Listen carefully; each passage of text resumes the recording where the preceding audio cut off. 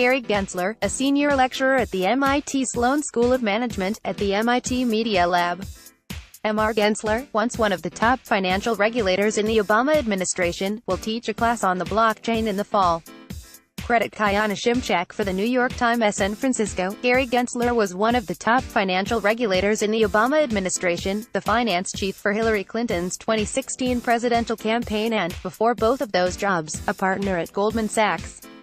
Now, like many other big names from business and government, he is plunging into the world of the blockchain, the data tracking technology introduced by Bitcoin. Mr. Gensler, 60, has recently gone to work at the Massachusetts Institute of Technology, where he will write and teach about the potential he sees for blockchains to change the financial world. He will also use his position to warn about how many of the current projects in the world of virtual currencies, including some of the biggest, are likely to face a significant moment of reckoning with regulators.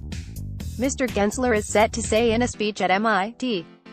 on Monday that the second and third most widely used virtual currencies, Ether and Ripple, have most likely been issued and traded in violation of American securities regulations. There is a strong case for both of them, but particularly Ripple, that they are non-compliant securities, he said in an interview. He believes Bitcoin, the original virtual currency, can remain exempt from securities regulations. Mr. Gensler will be one of the most influential voices to weigh in on a series of questions that are likely to shape the future of the nascent industry. The Securities and Exchange Commission and the agency that Mr. Gensler led from 2009 to 2014, the Commodity Futures Trading Commission, are in the middle of determining how to categorize and crack down on many of the virtual currencies created in recent years. Most of the focus has been on smaller currencies that were issued through so-called initial coin offerings, or ICOs, a method of fundraising in which entrepreneurs sell custom virtual currencies. Mr. Gensler, right, in 2013, when he was the chairman of the Commodity Futures Trading Commission. CreditKayana Scott Applewhite, Associated Press. But Mr. Gensler believes that better-known virtual currencies like Ether and Ripple should be in that conversation as well and should likely be categorized as securities, given the way they have been created and sold. 2018 is going to be a very interesting time. Mr. Over 1,000 previously issued initial coin offerings, and over 100 exchanges that offer ICOs, are going to need to sort out how to come into compliance with U.S. securities law. The people behind both Ether and Ripple have argued that their tokens are not securities. But there are signs that the SEC could be receptive to Mr. Gensler's argument. Regulators have indicated in private meetings with industry participants that they are considering whether Ether should be categorized as a security. All the outstanding Ether were worth around $65 billion at Sunday's price, while the Ripple tokens in the hands of investors are worth around $35 billion. If they are deemed to be securities, it could become illegal for Americans to trade them on most of the exchanges where they are now traded. That would make it harder to buy and sell them and depress their prices. Mr. Gensler developed a reputation for standing up to powerful financial interests when he was the head of the Commodity Futures Trading Commission. Before he got into office, some worried that his background at Goldman Sachs would make him hesitant to take on the big banks. But as the chairman of the commission, he became one of the most aggressive watchdogs in the effort to rein in Wall Street after the financial crisis. Joy Ito, the director of the MIT Media Lab and a member of the board of directors of the New York Times, said the combination of Mr. Gensler's record of independence and his knowledge of finance and policy was what made him so attractive to MIT. Mr.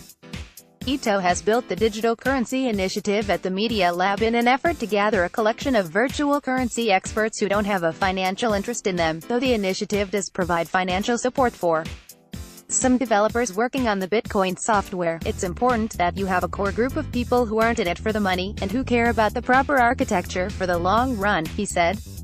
Mr. Gensler has a dual appointment as a special advisor to the Media Lab and a senior lecturer at the MIT Sloan School of Management, where he will teach a class on the blockchain in the fall. Mr. Gensler said he believed 2018 would be a year of reckoning for virtual currencies. Over 1,000 previously issued initial coin offerings, and over 100 exchanges that offer ICOs, are going to need to sort out how to come into compliance with U.S. securities law, he said. CreditKayana Szymczak for the New York Times. The original blockchain is the ledger on which all Bitcoin transactions are recorded. The Bitcoin blockchain is updated by a network of computers so that no central authority is needed. While most blockchain experiments are in an early stage, Mr. Gensler said he had become convinced that blockchains could replace many of the middlemen in the financial industry. For now, though, his words are likely to have their greatest impact on the quickly evolving debate about how virtual currencies should be regulated. Most industry experts, including Mr. Gensler, assume that Bitcoin is safe from being categorized as a security because it was not originally issued through an initial coin offering or a central organization, and the software is maintained by a decentralized group of developers.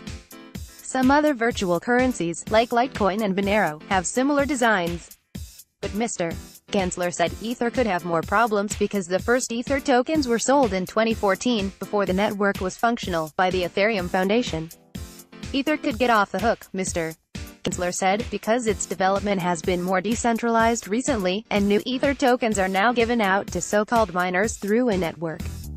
Ayumi Yaguchi, the head of the Ethereum Foundation, said in an email that the foundation neither controls the supply of nor has the ability to issue Ether, and the quantity of Ether that the foundation holds, under 1% of all Ether, is already lower than that held by many other ecosystem participants. But Mr. Gensler said it would be much harder for the Ripple token, known as XRP, to avoid being categorized as a security. The company that oversees Ripple's development still holds most of the XRP tokens and does most of the work to make the software and the token valuable, he said. A spokesman for the company Ripple, Tom Janik, said XRP should not be a security. XRP does not give its owners an interest or stake in Ripple, and they are not paid dividends, he said. XRP exists independent of Ripple, was created before the company and will exist after it. Mr. Gensler, who has no virtual currency investments, said he was not tied to any coins winning the race. But he does think changes are necessary before blockchains can go mainstream. I would be surprised if 10 years from now this isn't somewhere in the financial system in a meaningful way, he said. But so much of the stuff that is being promoted now will not be around.